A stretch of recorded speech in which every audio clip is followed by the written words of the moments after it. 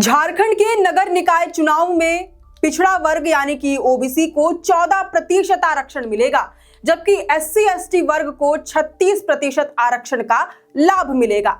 इस तरह कुल 50% तक आरक्षण की सीमा के भीतर स्थानीय निकायों में सामाजिक प्रतिनिधित्व का नया संतुलन तय किया गया है। दरअसल झारखंड में नगर निकाय चुनावों को लेकर बीते कुछ सालों से चल रहा गतिरोध आखिरकार समाप्ति की ओर बढ़ता दिख रहा है। झारखंड हाई कोर्ट की फटकार ने सरकार को निकाय चुनाव पर जल्द से जल्द फैसला लेने पर मजबूर कर दिया, जिसके बाद राज्य सरकार ने बीते मंगलवार 14 अक्टूबर को बड़ा निर्णय लेते हुए नगर निकायों में आरक्षण की नई व्यवस्था लागू कर दी है। अब अन्य पिछड़ा वर्ग यानी कि ओबीसी को 14% और अनुसूचित जाति जनजाति यानी कि एससी एसटी वर्ग को 36% आरक्षण का लाभ मिलेगा। इस बारे में कैबिनेट सचिव वंदना दादेल ने जानकारी देते हुए कहा कि ओबीसी को BC1 और BC2 वर्गों में बांटते हुए उनकी जनसंख्या के अनुपात में आरक्षण सुनिश्चित किया गया है।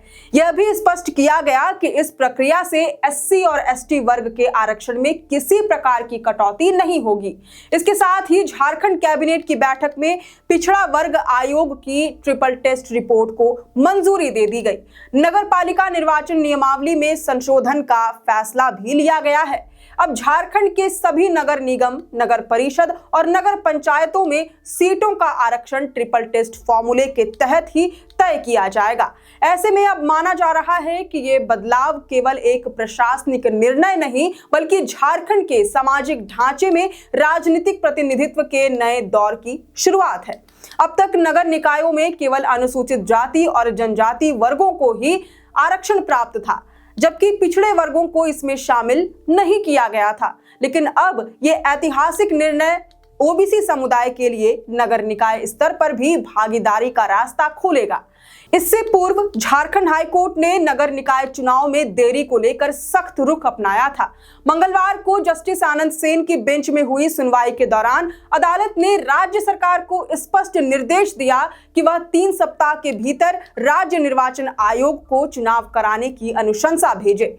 अदालत ने यह भी कहा कि ओबीसी आरक्षण की प्रक्रिया के नाम पर चुनाव में अनावश्यक देरी बर्दाश्त नहीं की जाएगी। सुनवाई के दौरान राज्य के मुख्य सचिव अविनाश कुमार, गृह सचिव वंदना दादेल, नगर विकास विभाग के प्रधान सचिव सुनील कुमार और अपर सचिव ज्ञानेंद्र कुमार उपस्थित रहे।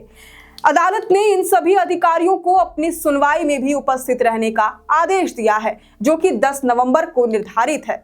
वहीं राज्य निर्वाचन आयोग की ओर से अधिवक्ता सुमित गाड़ोदिया ने 3 महीने का समय मांगा, लेकिन अदालत ने यह मांग ठुकरा दी और आयोग से पूछा कि चुनाव कराने की वास्तविक तैयारी में कितना समय लगेगा। राज्य के महाधिवक्ता राजीव रंजन ने अदालत को बताया कि पिछड़ा वर्ग आयोग के निर्धारण में देरी की वजह से चुनाव अटके हुए थे। अब ट्रिपल टेस्ट सर्वे की प्रक्रिया पूरी हो चुकी है और कैबिनेट की मंजूरी मिलने के बाद राज्य सरकार शीघ्र ही चुनाव की अनुशंसा आयोग को भेजेगी। बता दें कि झारखंड में कुल 48 शहरी निकाय हैं, जिनमें से 12 निकायों का कार्यकाल जून 2020 में ही समाप्त हो गया था, जबकि बाकी का कार्यकाल अप्रैल 2023 में खत्म हुआ। इस कारण राज्य के कई नगर निगम और परिषद फिलहाल प्रशासनिक नियंत्रण में चल रहे हैं। पूर्व पार्षद रोशनी खलको की याचिका पर ही हाईकोर्ट ने 4 जनवरी 2024 को आदेश दिया था कि 3 सप्ताह के भीतर निकाय चुनाव कराए जाएं। इस आदेश का पालन न होने पर उन्होंने अदालत में अवमानना याचिका दायर की थी, जिसकी सुनवाई अब निर्णायक मोड़ पर पहुंच चुकी है। अब जबकि कैबिनेट ने पिछड़ा वर्ग आरक्षण की प्रक्रिया पर मुहर लगा दी है, तो यह तय माना जा रहा है कि राज्य में निकाय चुनाव की अधिसूचना जल्द ही जारी हो जाएगी। राजनीतिक दलों ने भी अपनी रणनीतियां तैयार करनी शुरू कर दी हैं।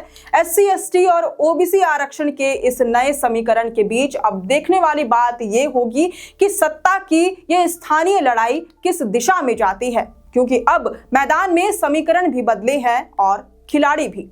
खैर, अब इस पूरी रिपोर्ट पर आपकी क्या राय है, ये हमें कमेंट करके जरूर बताएं। अगर आपको ये पूरी रिपोर्ट पसंद आई हो तो इस वीडियो को जरूर से लाइक और शेयर करें। हमारे चैनल लोकतंत्र 19 को यूट्यूब, फेसबुक, इंस्टाग्राम समेत सभी डिजिटल प्लेटफॉर्म्स पर जरूर से फॉलो करें। फिलहाल लेते हैं अलविदा। जोहार।